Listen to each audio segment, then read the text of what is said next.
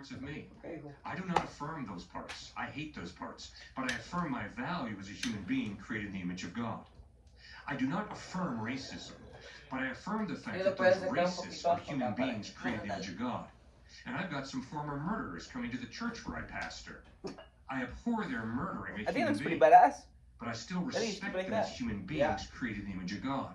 And when I worked in a Lawrence County House of Correction in Lawrence, Massachusetts, welcome to the prison cell. The first visit Yeah, we ain't coming now was another until we break out. Protective custody. We are bare hands. Kidnapping little boys, Vamos a mirar nuestros cambios este pinche mes.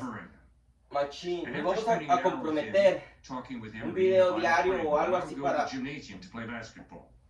And the other inmates would come up to me and say, "Hey man, don't you know what a piece of dirt he is? How dare you spend any time in his cell talking with him?" And I said, "Sirs, I abhor what he did to those boys. But I can promise you, in spite of how he has messed up and defaced the image of God in him, he is still a human being, created in the image of God. And I will seek to reach out to him to offer God's grace and forgiveness to one confused, messed up man." How'd they respond? They got quizzical looks on their faces. Some of them laughed, and I understand that, because that is foreign, and it is absurd, and as you pointed out, it's really radical the way you just taught that.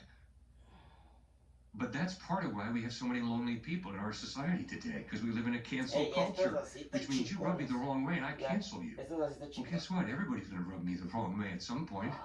And if I'm just going around canceling people, I may be a very lonely, isolated person. If I don't learn to forgive, Vamos a empezar con las 30. Este mes queremos levantar el músculo. Machín. Intimacy is based on the ability to forgive and to accept people who are different and who've hurt you. Yes. That is such a wise point. You know, if you think you're the only virtuous person in the world, no, first you're an idiot, but second, you will have no one at dinner. Yeah, that's exactly right. Yeah, no, I think that's really wise. But a child molester, really, shouldn't there be limits to humanity? Like, at some point, do you lose your humanity? I guess what you're saying is no. You deface it. Yes. And obviously some of us have defaced it in very, very unusual, grotesque ways. But we all have defaced it to some extent. I will be alone. Intimacy is based on the ability to forgive and to accept people who are different and who've hurt you. Pónganse a hacer ejercicio, muchachos. Del proyecto Nerd lo estamos haciendo para que ya somos muchos los que van a hacer el ejercicio y van a poner el mameyes. But second, you will have no one at dinner. Yeah, that's exactly right. Yeah, no, I think that's really wise. But a child molester, really, shouldn't there be limits to humanity? Like, at some point, do you lose your humanity? I guess what you're saying is no. You deface it. Yes. And obviously some of us have defaced it in very, very unusual, grotesque ways. But we all have defaced it to some extent. I have. No, I've never committed the sins that man committed that I visit every Monday night. But I've lusted, I've been greedy, I've hated, I've had subtle racist attitudes, I've been sexist, chauvinistic in my own unique way, sophisticated way. So I'm not this wonderful person that I wish that everyone believed that I am. No, Solzhenitsyn was correct. The line separating good from evil runs through every human heart, including this guy's heart. Hate to brag, but we're pretty confident this show is the most vehemently pro-dog podcast here. Oh, yeah? Sorry, Tucker. What did lesbians at Texas State say when you told them that you love racists? They were outraged. They said, "That's impossible." And I said, "Ladies, from your perspective, I understand why. If there is no God, forgiveness is stupid. You don't forgive people. You teach them not to do that to you again. But if there is a God who's forgiven you, then you'd be very wise to be God-like in the way you forgive others." That's not the message of the Old Testament, which I read last year and was pretty shocked. As I think many people who read it are shocked by the violence in it and shocked by the revenge in it. The genocide in it. What do you think? I understand what you said, what you just said. To be honest with you, Tucker, I disagree. I think what you see in the Old Testament is the judgment of God. It's not genocide. Instead, God chose to use the Jews to judge the Amalekites, the Canaanites, the Hittites, the Stalactites, all the other types. Remember, 200 years later, he used first the Assyrians and then the Babylonians to judge the Jews Good girl. Stay. To commit Stay. genocide? No. Stay, Lulu. To Stay. judge I don't them want it. for sacrificing their babies on altars, which is the same thing the Hittites and the Canaanites and the Philistines were doing. And God says, you pervert the worship of me in that way, to the point of sacrificing your child on an altar to me, you will be judged for it. And he judged first those Hittites and Amorites and Agites, Ahí está and then he Lulu. judged No. the Jews for Ahí está that kind Lulu. of evil. Stay over there, Sure, Lulu. I think the real question Don't play with Tucker, is, me. do we give God the Do right not to play with me judge? right now, Lulu. And You here's stay what's right there. fascinating about this You issue look for me. beautiful right there. When I stepped Good onto girl. No, Lulu. University campus, Ven para allá. I Come know on, that the Lulu. majority of professors Acá. are Aquí, going to Lulu. basically Allí. say, Allí. Cliff, if you Good abuse a young girl. African Good American girl. kid, Good girl. and the police come up to you Lulu, stay. and they say, what are you doing, Cliff? And I said, well, this kid deserved it. I just beat him to a pulp. Ahí va tu hermano, ¿eh? If the Ahora police tío, officer looks yo at te voy a me and regañar says, si te let's go to portas mal. Starbucks together, you all would be outraged. What incredible racism. What amazing injustice. You being a good girl? Good. Yeah? You being a good girl? Don't make the same mistake with God. Stay. If you define God as being love, lovey-dovey, and expect him not to judge me for whooping up on the African American kid, if you expect God not to judge me for my evil, then let's be real honest. That kid doesn't matter to God. The same way, if the police say to me, let's go to Starbucks, after I whoop up on an African American kid, they're saying something very clearly. Cliff, that little African American kid does not matter. If God doesn't judge, he does not love. If God doesn't judge, it means people do not matter to God. And the opposite is true. People matter to God, and therefore when we mess with each other's heads and bodies, he judges us. So ahora sí como... I don't, however, see the message of forgiveness between people in the Old Testament in the way that I see it in the New Testament. It does seem like there was a change. I mean, no one in the Old Testament that I read was saying turn the other cheek. Okay? That you can't be forgiven until you forgive, which are like central messages, obviously, of Jesus. So, I mean, that seems like a change to me. Okay. I would agree with you that indeed it's not articulated quite as clearly as it is in the New Testament. But gosh, you got to read the book of Hosea. Hosea is married to a woman named Gomer. Oh, yes. They have a little baby, and Hosea is holding that little baby in his hands, and all of a sudden he realizes, I ain't the daddy. Yeah. Number 2 child, same thing. Number 3 child, same Vamos a darle, thing. bo. Hosea is holding that little kid in his hands, and all of a sudden he realizes, I ain't the daddy. It gets to the point where Hosea has to go down to the slave market to barter against other men to buy back his wife. And God is banging on Hosea's door saying, Hosea, do you know the pain that you experience over your wife's sexual unfaithfulness? Well, that is the same pain that I experience over human beings who've been unfaithful to me, who I created to love me and live in relationship with me, and they turn their backs on me. I am a suffering God. I hurt over that, but I am a gracious God who offers forgiveness. God's patience with a stubborn Israelite people is incredible. They deserved his wrath long before they got it at the hands of the Assyrians and Babylonians. So you think that they were required to forgive in the same way that Jesus required his disciples and followers to forgive? But it was not articulated as clearly. You're absolutely correct. It was not articulated as clearly, but the seeds of it are all there. I mean, God, when he confronts Adam and Eve in Genesis chapter 3 after their rebellion. Yeah. God bless you. Oh, thank you. You are just the man to send a blessing of God to a sneezing podcast host. Thank you. So God is very gracious to Adam and Eve. God is very gracious to Cain after he kills his brother Abel. He doesn't wipe him out. He puts a mark on him and says, no, Cain, now you keep going through this thing called life. God is incredibly gracious to Abraham, who says to Pharaoh, this woman, Sarah, she ain't my wife, she's my sister, so of course you can take her to be part of your harem.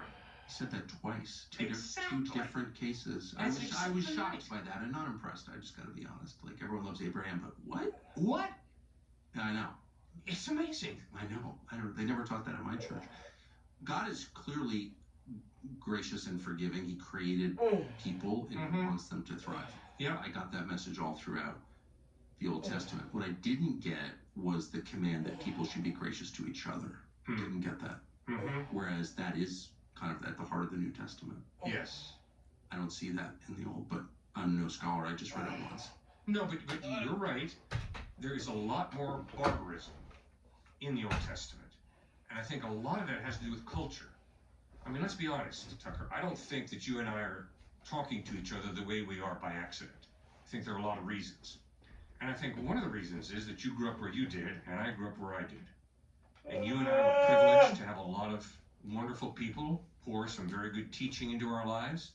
We grew up where respecting each other was valued. And I think you and I are the beneficiaries of that. For sure. I know I am. I certainly am myself. But when you go into a different culture where there are not those kind of practices and good habits, I think that there's a lot of problems that start rising rather quickly. That is why I'm a lot more patient with people who grew up where dad was just a monger, just roasted his kids. So cruel. I know, man. More patient in understanding those people than those people who grew up in homes they had a mom and a dad who really loved them and cared for them. Actually. So you think the culture changed? The culture you read about in the Bible? Yes, correct. Big culture change. So the questions that you get from students in 2025, how are they different from the ones you got from students in 1980? There's an amazing similarity. The biggest difference is the emotional change. My dad grew up in Switzerland. When my dad was 18, he had a gun sitting up in the Alps as he watched Hitler's panzer divisions approach Switzerland. Okay, esa fue la My tercera. grandpa was in the front That was lines the with his fifth gun. one. No He didn't manches, know whether neta. those panzer so. divisions Man, I'm were going to skipping crash in time. Switzerland or not. Ok, so, sentí The muy gossip chido is cuando the estaba person haciendo he called esto. Hitler ¿Van a said, todos? "My money's in Ok. Switzerland, Aunque hagamos let's con not la go into pequeña. that." Ok. For whatever reason, those Precisamente, panzer imagínate divisions levantar stopped cuando and te did tienen not la, go into Switzerland. the crucify.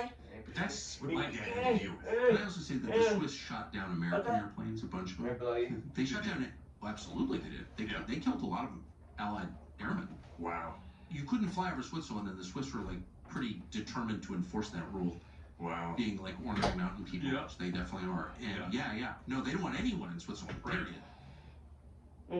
Camping World is America's used RV supercenter. We have over 22,000 quality pre-owned RVs in stock, featuring top brands like Jayco, Forest River, Grand Design, Keystone, Thor Motor Coats, Brinkley, and more. Browse the full assortment at campingworld.com today. RV.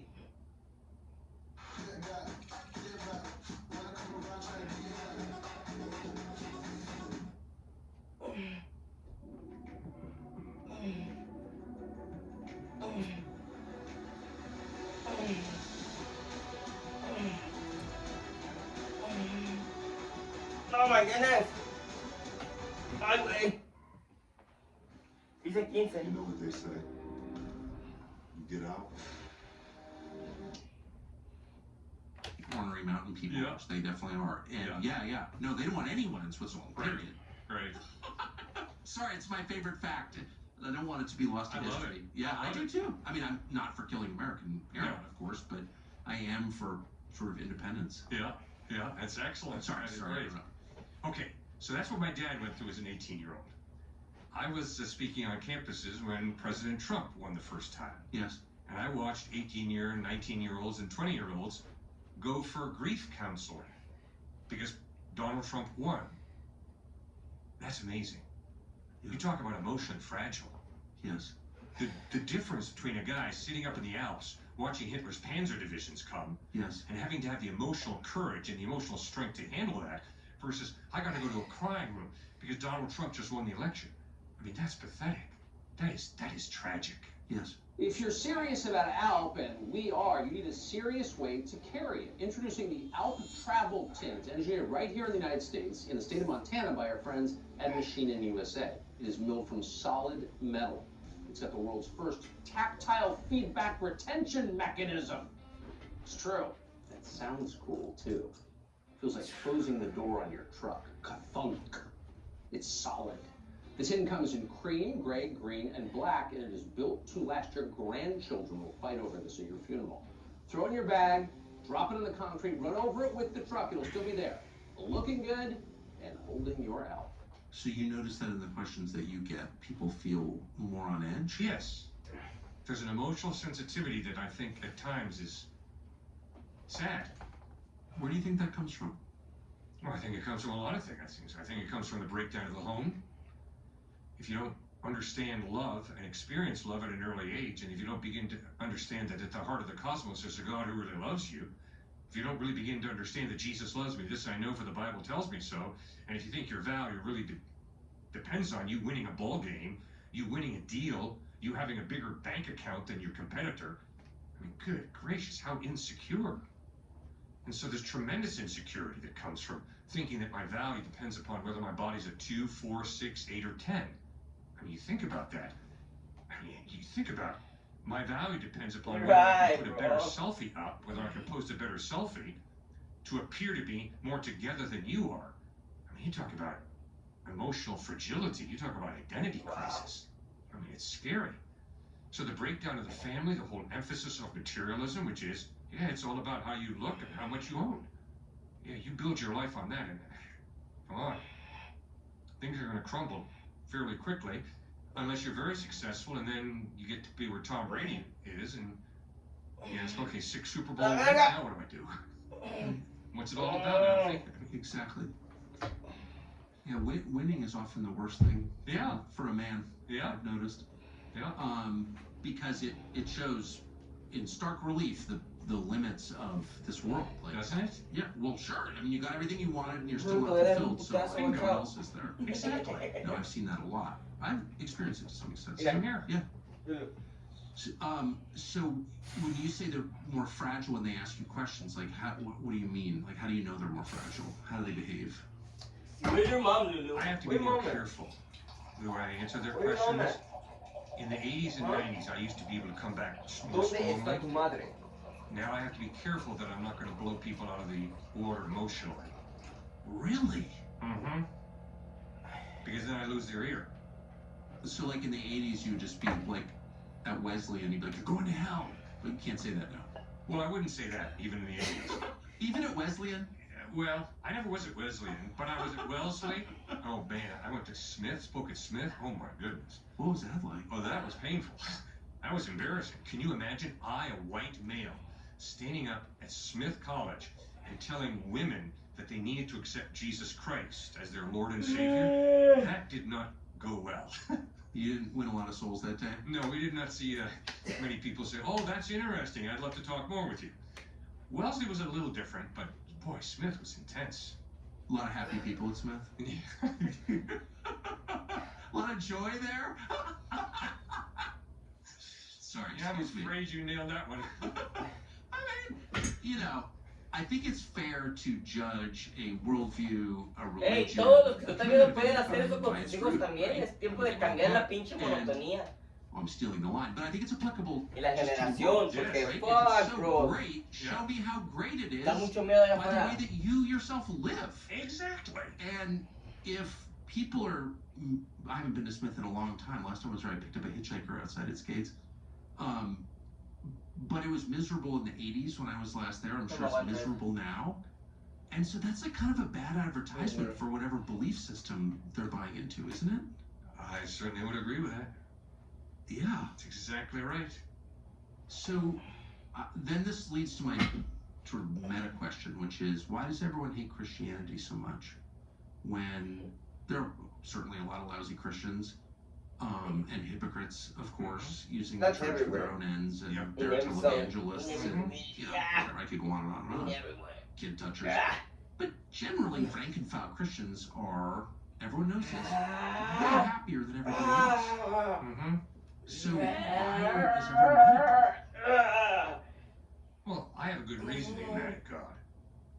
God impinges on my freedom to do whatever I want. Okay.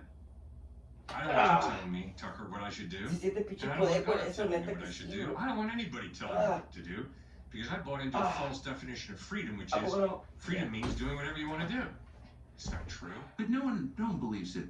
There's not one person on the planet who believes you should do whatever you want to do. Everybody has a strict belief system. The ladies who confronted you about loving racists, like their religion tells them that racists are not human, whatever a racist is, by the way. And you're required to hate them. So they've got their own rules too. Well put. Everybody has their own rules. Yep. Christianity is no different from secular liberalism. It's no different from Buddhism or communism, or in the sense that it has a code of moral code, and people who step outside are apostates. So that's the nature of moral codes. Yeah. I think the difference is that Christians seem like pretty happy, pretty joyful, pretty light. Certainly lighter than the ladies of Smith.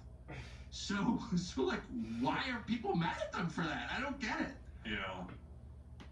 Well, God is offensive in that God tells me what is right sexually, what is right financially, what is right when it comes to use of power, and I would just as soon not believe in a being who can see through the keyhole into my life. I'd like to put my finger over the keyhole and say there is no God who really sees me, who's going to hold me responsible. Come on, the day of judgment is intimidating. The idea that I'm going to stand before God and have to give an answer for my life. Oh, gosh. But that's where the cross of Christ comes in so powerfully. He bled and died on a cross to forgive me, to wash away my sin, to give me eternal life. And my confidence is in him, not in myself and my moral rectitude. So is it the challenge of judgment? Is that what makes people mad? It's part of it. I think there's a supernatural element here. Absolutely. I do notice that, like, the free to be you and me people, I've always kind of been a free to be you and me person, by the way, for the record. Don't actually want to convert anyone at gunpoint to anything. Right.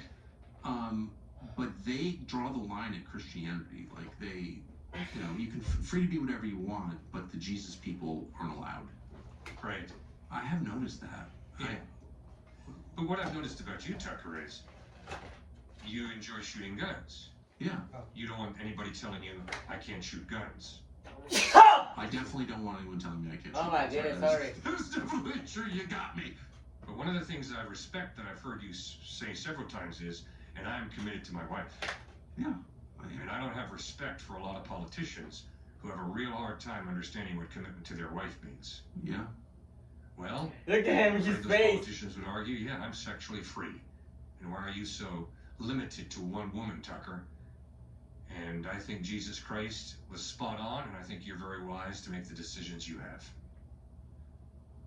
Well, yeah, and to put a finer point on it, it's not just that I don't respect them for cheating, though, yeah, I think that's wrong.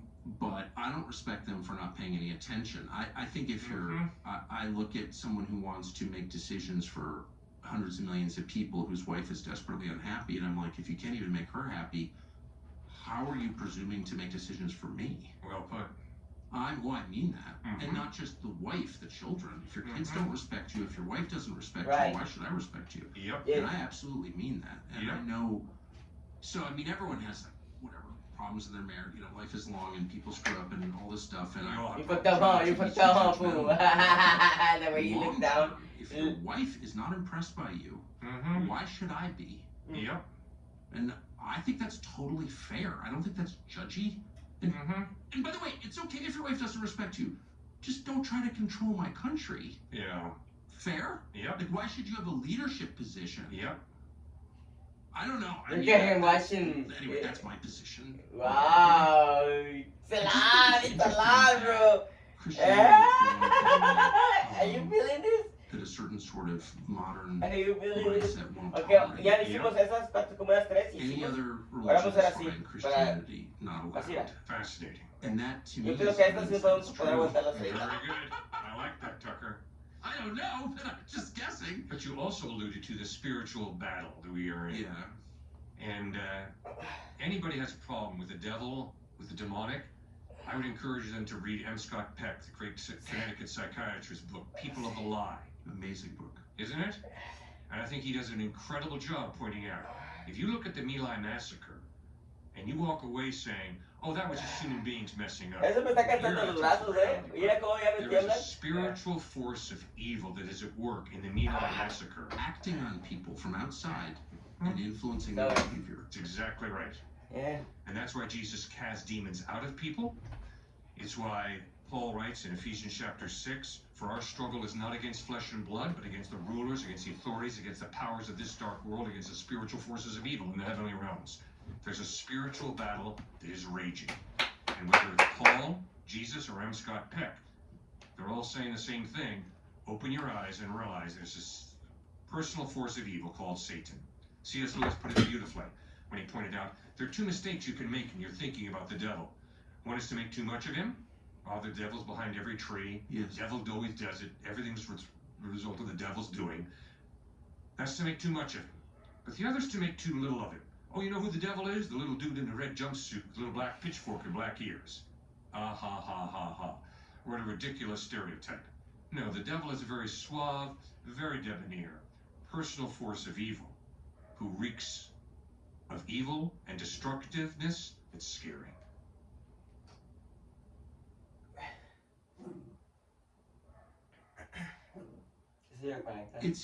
I think everything you said is true, and I think every honest person can feel it, no matter what your religious faith, you are being acted on from the outside by unseen forces all the time. And it's our job to resist or obey, depending on the course, of course. But the message, in some ways, is exculpatory, though. I think. I mean, it's not an entirely judgmental message. It's like, actually, you are being acted on by outside. Pawn is probably too strong, but you're still. I mean, Judas betrays Jesus. On the other hand, it says really clearly, Satan enters him. Yep. So he's like a bad guy stealing money from the other 11 and all that. Okay. I'm not defending Jesus, of course, but Actúas como si te maltrataran, Lulu. he